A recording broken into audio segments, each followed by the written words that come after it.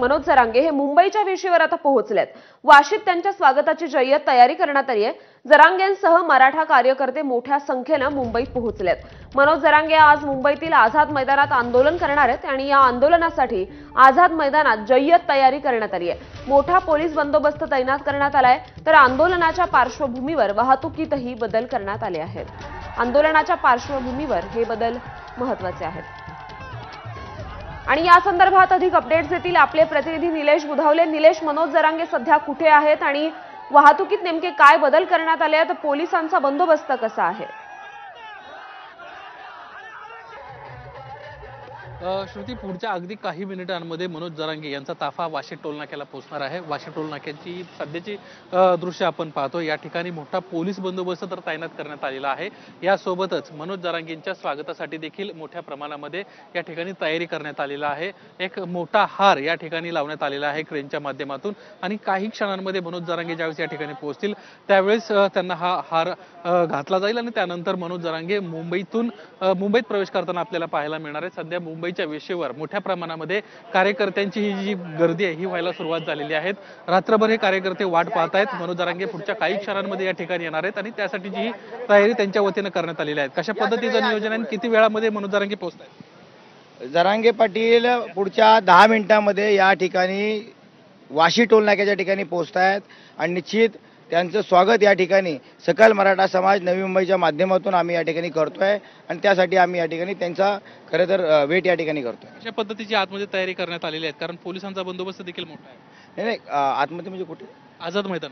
आझाद मैदानामध्ये बहुतांश गाड्या पोहोचलेल्या आहेत, बहुतांश बांधव पोहोचलेले आहेत। तर ह्या ज्या गाड्या आहेत त्या आझाद मैदानात जातील, बाकीच्या सोबतच्या गाड्या आहेत त्या गाड्या पार्किंगला जातील आणि मग त्या पद्धतीने सगळी लोक जी आहेत ते आझाद मैदानात येतील। मनोज दादा थेट तिथून आझाद मैदानाला त्या ठिकाणी जाणार आहेत। मराठा क्रांती मोर्चाच्या काही लोकांना पोलिसांना ताब्यात घेतले असं देखील माहिती मिळते। नाही, याबाबतची मला कल्पना नाही, परंतु निश्चित याची माहिती घेऊन त्या पद्धतीने असं काही जर असेल तर आम्ही सगळेजण उद्या मुंबईमध्ये त्या ठिकाणी जाऊ।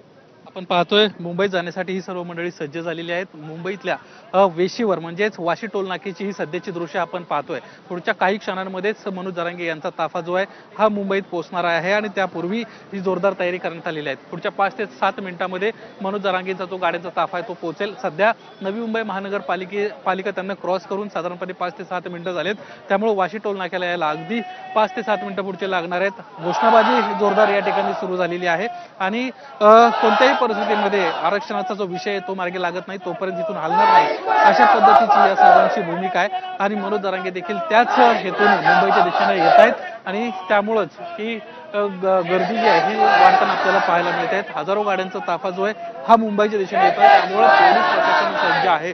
या सगळ्यामध्ये पोलीस प्रशासनानं काही रस्त्यामध्ये देखील बदल केलेला आहे। तर ड्रोनच्या माध्यमातून देखील या संपूर्ण परिसरामध्ये लक्ष ठेवलं जाते, कारण सुरक्षेचा मुद्दा हा अतिशय महत्त्वाचा आहे आणि त्यामुळे ड्रोनच्या माध्यमातून संपूर्ण परिस्थितीवर नियंत्रण ठेवलं जातं। कोणताही अनुचित प्रकार घडू नये याची खबरदारी पोलिसांच्या वतीने घेण्यात आलेली आहे। गावखेड्यातून ही सर्व मंडळी येत आहेत, मोठ्या संख्येने ही मंडळी येत आहेत आणि त्यामुळे मुंबईतल्या ठिकठिकाणी त्यांची व्यवस्था देखील करण्यात आलेली आहे। खास करून या ठिकाणी वाशीला सिडको एक्झिबिशन सेंटर आहे, त्या ठिकाणी त्यांची राहण्याची व्यवस्था केली होती, जे आधीच मुंबईत कार्यकर्ते पोहोचलेले आहेत। काही जणांची महाराष्ट्र नगरला म्हणजे मानखुर्दला व्यवस्था करण्यात आलेली आहे आणि तत्पूर्वी आता मनोज जरांगे जे आहेत ते आता कुठेही थांबणार नाहीत। जी त्यांच्या वतीनं त्यांच्या कार्यकर्त्यांच्या वतीनं माहिती देण्यात येते ते थेट आझाद मैदानात पोहोचणार आहेत। साधारणपणे 7 पूर्वी हा संपूर्ण जो ताफा आहे हा मुंबईतल्या आझाद मैदानामध्ये पोहोचेल आणि त्या ठिकाणीच उपोषणाला सुरुवात होणार आहे। त्यांच्या सोबतीला हजारो अनुयायी त्यांचे आपल्याला तिथं त्या ठिकाणी दाखल होताना पाहायला मिळणार आहेत। मनोज जरांगेंच्या स्वागतासाठी या ठिकाणी जर फ्लेक्सबाजी आपण पाहिली तर खूप मोठमोठे फ्लेक्स जे आहेत हे या ठिकाणी लावण्यात आलेले आहेत। मनोज जरांगेंना या ठिकाणी समर्थन मोठ्या प्रमाणामध्ये मिळत आहे आणि त्यांना पाठिंबा देण्यासाठीच आम्ही गावखेड्यातून या ठिकाणी पोहोचलोय, अशा पद्धतीची माहिती कार्यकर्त्यांच्या वतीनं श्रुती आपल्याला देण्यात येते आहे। हो निलेश, आपण बघतोय आता ते थोड्याच वेळात वाशीत देखील दाखल होतील आणि त्याचबरोबर 7च्या आत ते आझाद मैदानावर देखील पोहोचतील असं कळतंय। पण एकूणच कालचा दिवस कसा राहिला आणि काल नेमक्या काय घडामोडी घडल्या?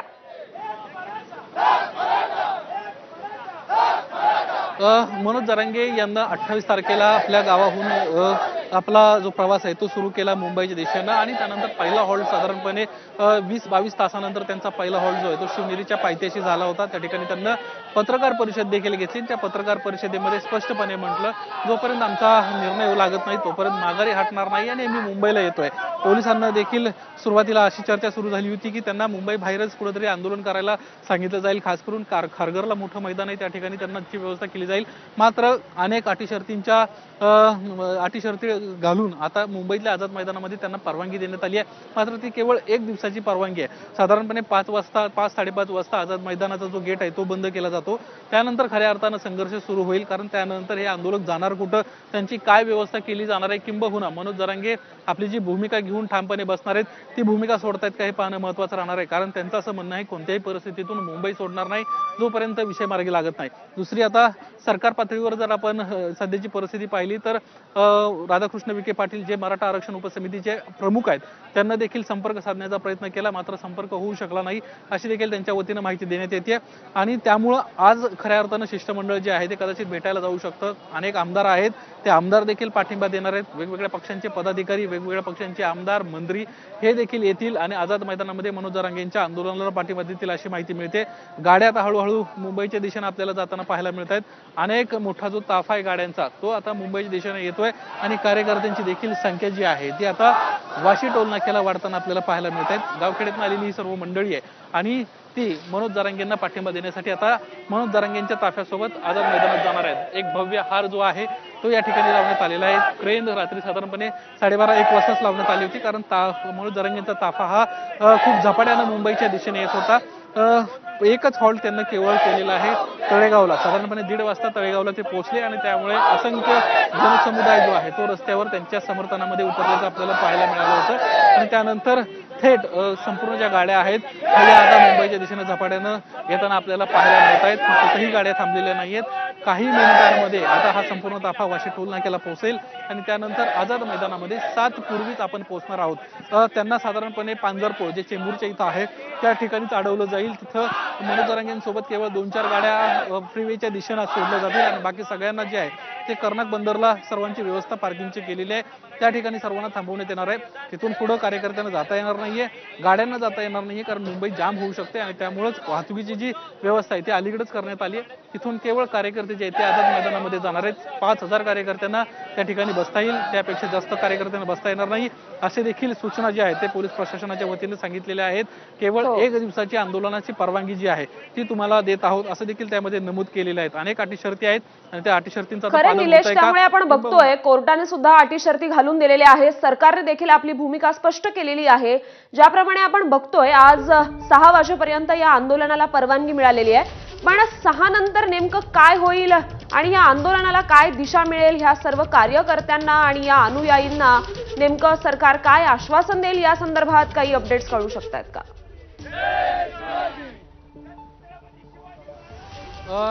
ज्यावेळेस आपण ह्याच विषयावर त्यांच्याशी बातचीत करण्याचा प्रयत्न केला त्यावेळेस त्यांनी सांगितलं की कोणत्याही परिस्थितीमध्ये आपण आझाद मैदान सोडणार नाहीये आणि त्यामुळे आता ते नेमका काय निर्णय घेत आहेत ते पाहणं महत्त्वाचं आहे। आपण पुन्हा एकदा त्यांच्याकडून जाणून घेऊयात त्यांचं काय म्हणणं आहे। आज आंदोलन होत आहे, मात्र आंदोलनाला संध्याकाळी 5 वाजेपर्यंतची तुम्हाला परवानगी दिलेली आहे, त्यानंतर पुढची भूमिका काय? पुढची भूमिका मनोजदादा जरांगे पाटील तर स्पष्टच करतील, पण आंदोलनात जरी 1 दिवसाची परमिशन दिली असेल तर एक्सटेन्शन मिळत असतं, त्यासाठी ऑलरेडी पत्रव्यवहार केलेला असतो त्यासाठी, त्यामुळे ते आंदोलन हे कंटिन्युएशन मध्ये होत असतं। आझाद मैदानाला जे काय परमिशन देतात ते साधारणतः 1 दिवसाचीच देत असतात आणि त्याच्यानंतर आपल्याला जर दिवशी एक्सटेन्शनसाठी आपल्याला पत्रव्यवहार करावा लागतो। ते टीम जी आहे तिथली मुंबईतली हे टीम ते समर्थ आहे आणि ते करत आहेत आणि जे काय निर्णय घेणार आहेत ते मनोजदादा जरांगे पाटील घेणार आहेत। त्यामुळं आम्ही सगळे मराठे निर्धास्त आहोत। दादा जे म्हणतील तेच धोरण आहे आणि दादा जे म्हणतील तेच धोरण आहे। मनोज दादा असं म्हणतायत की आमची चेष्टा करताय का तुम्ही, आम्हाला 1 दिवसाची परवानगी? नाही, निश्चित मी ते सांगितलं तुम्हाला, हे आमरण उपोषण आहे आणि आमरण उपोषणाला अशा पद्धतीने सरकार जर 1 दिवसाची परवानगी देत असेल तर चेष्टा मला वाटतं आमची करण्यापेक्षा सरकारने स्वतःची चेष्टा करून घेतलेली आहे। त्यामुळे अशा पद्धतीने खऱ्या अर्थानं एकदा आम्ही उद्या त्या ठिकाणी आझाद मैदानामध्ये आज बसलो की मराठे आझाद मैदानातून हलणार नाहीत। जोपर्यंत दादांचा आदेश येत नाही तोपर्यंत मराठे नवी मुंबईमधून 1 इंच देखील त्या ठिकाणी मागे हटणार नाहीत, हे आपल्या माध्यमातून सरकारला सांगतो। लोक मुंबईमध्ये येऊ शकतात, मुंबईमध्ये ऑलरेडी लाखो बांधव पोचलेले आहेत.